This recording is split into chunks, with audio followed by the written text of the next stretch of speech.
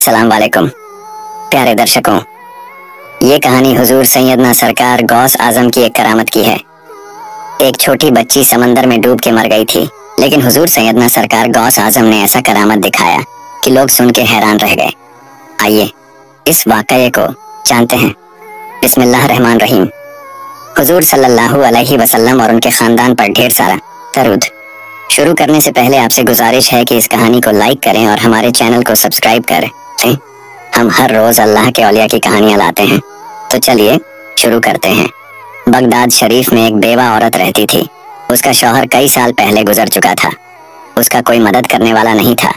उसकी एक छोटी सी बेटी थी जो उसकी दुनिया थी। उस बेटी की उम्र सिर्फ 4 साल थी। ये बेवा औरत अपनी बेटी के लिए मेहनत मजदूरी करती और उसे हलाल रोटी खिलाती।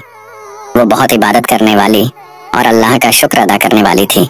उसे अल्लाह, उसके रसूल और रसूल सल्लल्लाहु अलैहि वसल्लम की औलाद से बहुत मोहब्बत थी। एक दिन उसने अपनी पड़ोसन से सुना कि बगदाद शरीफ में एक बड़े बुजुर्ग हैं जिनका नाम हजरत शेख अब्दुल कादिर जिलानी है। वो वलियों के सुल्तान हैं, बहुत बड़ी शख्सियत हैं। गरीब, मिस्कीन और परेशान लोगों की मदद के लिए हुजूर गौस आजम हमेशा तैयार रहते हैं। पड़ोसन ने कहा कि उनका बोलना इतना प्यारा है कि लगता है उनके मुंह से गुलाब झड़ते हैं। उसने कहा, मैं तो उनकी मुरीदा बन गई हूँ, वो मेरे मुर्शिद हैं। ये सुनकर बेवा औरत बहुत प्रभावित हुई।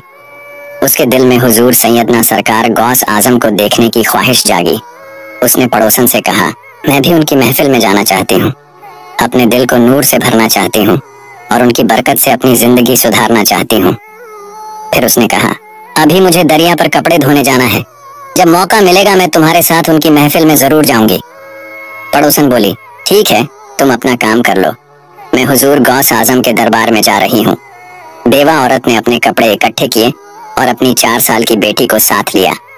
वो दरिया के किनारे कपड़े धोने लगी।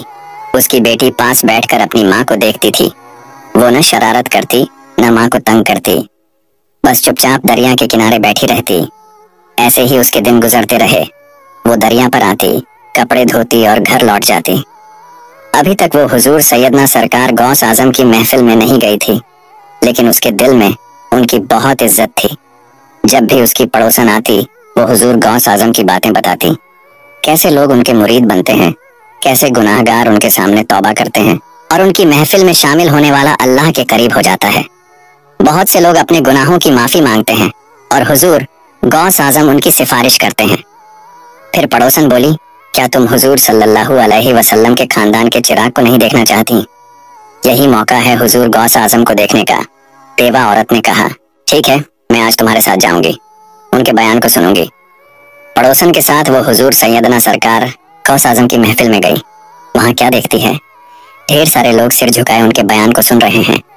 एक खूबसूरत शख्सियत मिंबर पर बैठी है और बयान दे रही है। लोग बड़े ध्यान से सुन रहे हैं। उसकी छोटी बेटी भी चुपचाप हुजूर गौस आजम का बयान सुन रही थी। बयान सुनने के बाद माँ बेटी घर लौट आई। फिर एक दिन दोनों ने कपड़े का गट्ठर उठाया और दरिया पर धोने चली गईं। बेवा औरत कपड़े धो रही थी और उसकी बेटी पास बैठी थी। अचानक बेटी का पैर फिसला और वो दरिया में गिर गई। माँ ने अपनी बेटी को डूबते देखा तो घबरा गई। उसकी 4 साल की बच्ची पानी में डूब रही थी। नन्ही जान अपने हाथ पैर चला रही थी और चिल्ला रही थी, माँ मुझे बचा लो। माँ उसे कैसे बचाती? दरिया बहुत गहरा था और लहरें तेज थीं। माँ सिर्फ चीख सकती थी। अगर वो पानी में कूदती तो खुद भी न बच पाती। वहां कोई मदद के लिए नहीं था। माँ ने चारों तरफ पुकारा पर कोई ना आया। उसकी बेटी गहरे पानी में डूब गई। माँ की आखिरी उम्मीद बची थी।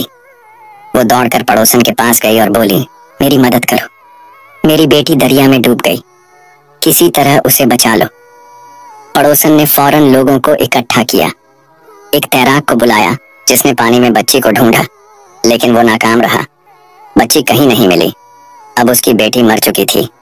बेवा औरत ने पड़ोसन से कहा, मुझे बगदाद के शहंशाह हुजूर गौस आजम के पास ले चलो, मुझे उम्मीद है वो मेरी मदद करेंगे। पड़ोसन उसे हुजूर सैयदना सरकार गौस आजम के पास ले गई। उसने सारा हाल बताया। मेरी 4 साल की बेटी दरिया में डूब गई। हुजूर, मुझे आपसे बहुत उम्मीद है, आप मेरी बेटी को वापस ला सकते हैं। हुजूर गौस आजम ने यह सुना तो उन्हें बहुत दुख हुआ। उन्होंने कहा, अल्लाह तुम्हें सब्र दे। बेवा औरत बोली, हुजूर आप तो सबकी मदद करते हैं, मैं बड़ी उम्मीद से आई हूँ, मुझे खाली हाथ ना लौटाएं, मेरे लिए कुछ करें, हुजूर गौस आजम के चारों तरफ लोग जमा थे। सब देख रहे थे कि अब क्या करामत होगी। हुजूर ने कहा, ठीक है, चलो उस दरिया के पास जहां तुम्हारी बेटी डूबी थी। हुजूर ने अपना जुब्बा पहना, अपना आसा हाथ में लिया और अपने शागिर्दों व उस माँ के साथ दरिया पर गए। उन्होंने पूछा, बताओ तुम्हारी बेटी कहाँ डूबी? माँ बोली, हुजूर मैं यहाँ कपड़े धो रही थी, यहीं से वो फिसल गई। हुजूर ने पूछा, उसे डूबे कितना वक्त हो गया?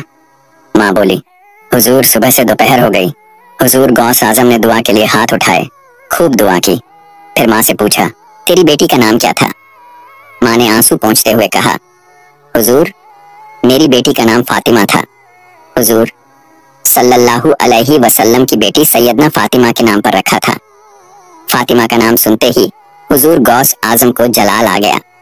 वो दरिया के किनारे खड़े हुए और पुकारा, फातिमा, तुझे मेरी माँ सैयदना फातिमा की निस्बत का वास्ता फौरन बाहर आ।